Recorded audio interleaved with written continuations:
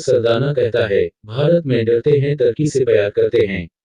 صحافت کے تقدس کو پامال کرنے والے ضمیر فروش صحافی کا یہ جملہ عامر خان ہی نہیں ہر مسلمان پر کھلی تنقید ہے۔ یہ اس کی نظر میں ایک جرم ہو سکتا ہے، مگر ہماری نظر میں یہ اسلام کا کرشمہ ہے کہ ایمانی رشتہ ہمیں سرحد، رنگ و نسل، زبان و نظریہ کے باوجود ایک دوسرے سے جوڑے رکھتا ہے۔ افریقہ کا حبشی اور جاپان کا پست قد مسلمان بھی اسی طرح ہمارا بھائی ہے جس طرح ہندوستان کے مولانا محمود مدنی۔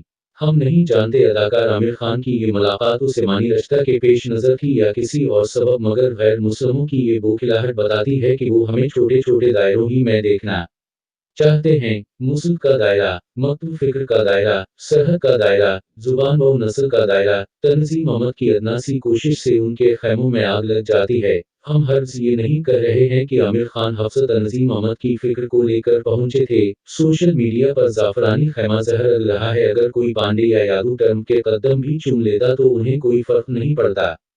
خیر، اس موقع پر ہمیں دیش بھکتی کا ثبوت دینے کے بجائے صاف طور پر کہنا چاہیے کہ دنیا کا ہر مسلمان ہمارا بھائی ہے۔ جہاں تک وطن کا تعلق ہے تو وہ بھی ہمارا ہے۔ ہمارے باپ دادا کی کوششوں سے آزاد ہوا ہے، اپنے باپ دادا کی جاگیر سے ہمیں محبت کیوں نہ ہوگی؟